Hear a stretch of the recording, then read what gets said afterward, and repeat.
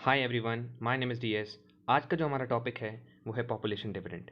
अब ये population dividend जो चीज़ होती है, क्या होता क्या है, डेमोग्राफिक डिविडेंड होता क्या है और इसका क्या इम्पैक्ट हमारे प्यारे भारत देश पे पड़ने वाला है, इसके बारे में हम हर चीज़ डिस्कस करेंगे और डिटेल में डिस्कस करने का प्रयास करेंगे।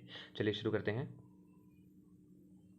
पहली चीज़ तो ये होता क्या है, पॉपुलेशन डिविडेंड एक ऐसी ऐसी ग्रोथ इकोनॉमी, मतलब एक ऐसा एज स्ट्रक्चर बन जाता है, एक ऐसा एज स्ट्रक्चर बन जाता है जहाँ पर आपकी पॉपुलेशन जो होती है, यूथ पॉपुलेशन जो होती है वो ज़्यादा हो जाती है। कितनी होती है? Youth population. यही बताया गया है, change in the age structure of countries population, the change in the age structure is typically brought by decline in fertility mortality rates. इस तरीके से एक डेमोग्राफिक डिविडेंड बन जाता है। इसका क्या इम्पैक्ट होता है तो इसके बारे में हम बता लेते हैं। तो एक एग्जाम्पल है जर्मनी का। अब वर्ल्ड वॉर टू के बाद जर्मनी की हालत बहुत खस्ता हो गई थी, क्योंकि वो हार गई थी। तो वहाँ ऐसा क्या हुआ कि जर्मनी जो आज हम करेंट में जर्मनी देखते हैं, मॉडर्न जर्मनी देखते हैं, इतनी डेवलप है, इतनी सारी चीज़ें वहाँ पे हैं, वो क्यों हुआ? इसका कारण है population dividend. World war two के बाद जर्मनी के पास काफ़ी सारा ऐसी एक पॉपुलेशन थी जो काफ़ी प्रोडक्टिव थी। ऐसी पॉपुलेशन थी जो काफ़ी ज़्यादा प्रोडक्टिव थी, मतलब यूथ पॉपुलेशन जिसकी एज 21 से लेकर अराउंड 29 ईयर्स थी, जिसको हम लोग कहते हैं वर्किंग एज। तो इसी एज की ज़्यादा मेजॉरिटी थी उनकी पूरी पॉपुलेशन में।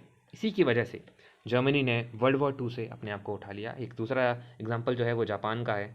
जापान ने किस तरीके से ये चीज़ की थी हम तो सब जानते हैं कि वर्ल्ड वॉर टू के बाद जब हिरोशिमा और नागासाकी पर बम्बार्डमेंट हो गया था, एटम बम डाल दिया था, तो उसकी इकनॉमी तबाह हो गई थी। मतलब लोग तरीके से, जापान तबाह हो गया था। लेकिन इस तरीके से, इस डिविडेंड की वजह से उसने अपने आप को रिकवर किया और एक सुपर पावर तो नहीं कहना चाहिए, लेकिन एक टेक्नोलॉजिकल हब बनाया, अच्छी अच्छी इंडस्ट्रीज़ बनाई। और शायद आज सब हम जापान जानते हैं कि जापान की कितनी सारी कंपनीज इंडिया में भी आज इन्वेस्ट कर रही हैं और कितनी सारी आने वाली हैं। इवन बुलेट ट्रेन का नेटवर्क हो गया, हर चीज़ उसने की।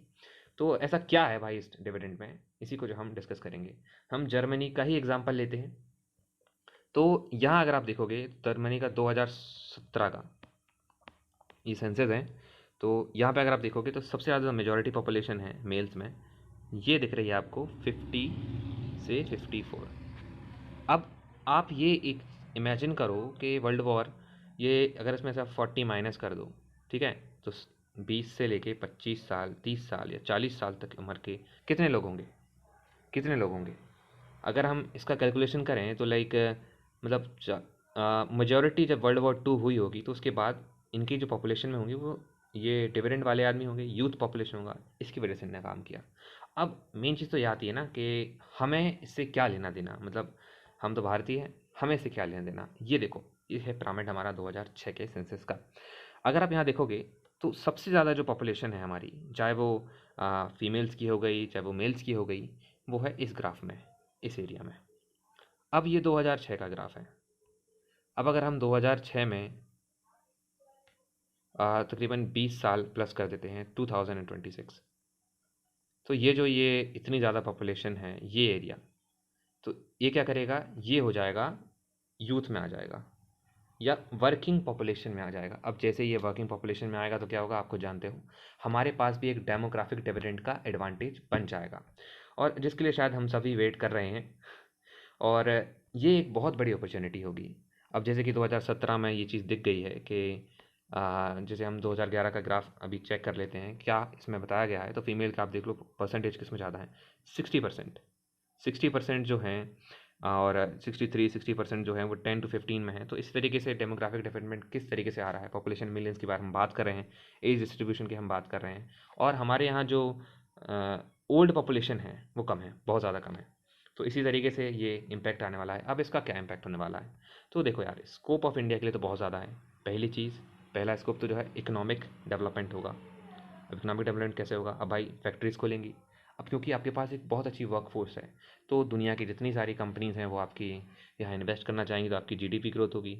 अब जीडीपी ग्रोथ होगी तो आपका जो एक हमारा सपना है कि भारत एक डेवलप्ड नेशन बन जाए, डेवलपिंग नेशंस की कैटेगरी से उठकर एक डेवलप्ड नेशन बन जाए।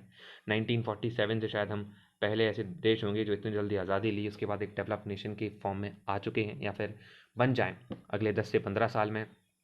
और यहाँ पे एक सिनेरियो ये भी लिया जाता है कि इंडिया इस डिविडेंड का यूज़ कर कर एक नया सुपर पावर भी बन सकता है। ये पॉसिबिलिटी बहुत ज़्यादा है, क्योंकि यूथ हमारे पास बहुत ज़्यादा है। अगर कंपनियां हमारे इंडिया में इन्वेस्ट करती हैं, तो ये पॉसिबिलिटी भी है कि आगे जाकर इंडिया एक सुपर पावर के रूप में उभरे। और इसमें सबसे ज़्यादा जो आ, योगदान होगा वो यूथ का होगा।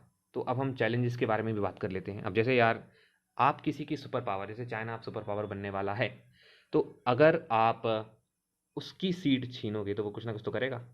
एब्सोल्युटली चाइना कुछ ना कुछ तो करेगा। तो उसके लिए उसने तीन चार चीज़ें करी: social media, destroying youth with means of addiction, और पॉलिटिकल एजेंडा, रिलीजियस कॉन्फ्लिक्ट।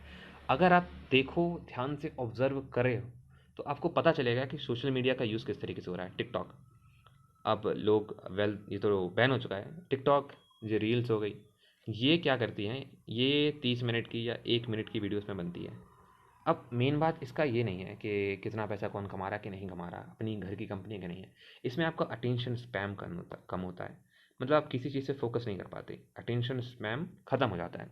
इसी वजह से ये एक तरीके से आपकी प्रोडक्टिविटी पे भी असर डालेगा, और साथ में जो आप काम करोगे उस पर भी असर डालेगा। अब दूसरी चीज़ होती है एडिक्शन के द्वारा। अब भाई, गवर्नमेंट हमेशा इतनी कंसर्न क्यों रहती है कि ये ड्रग्स नहीं आना चाहिए, तालिबान से क्यों? क्योंकि तालिबान जो एक कंट्री है, वहाँ से काफ़ी ज़्यादा अमाउंट में ड्रग्स इंडिया लाए जाते हैं। तो यहाँ पे सबसे बड़ा कंसर्न ये है कि यूथ के हाथ में अगर ये ड्रग वाली चीज़ लग गई, ये ड्रग लग गया, तो दिक्कत हो जाएगी, और डेफिनेटली काफ़ी बड़ी प्रॉब्लम है। दूसरा होता है पॉलिटिकल एजेंडा।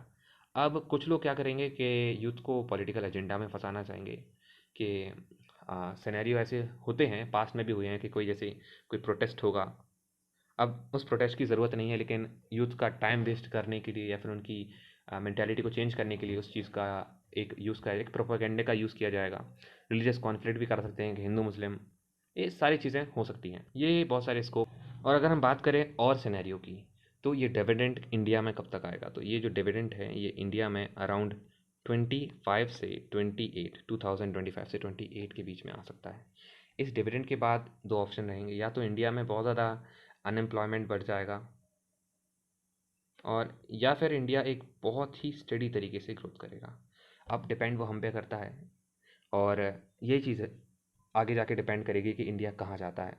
अगर आपको वीडियो अच्छी लगी हो तो लाइक करें, सब्सक्राइब करें चैनल को, और सपोर्ट बनाए रखें अपना। धन्यवाद।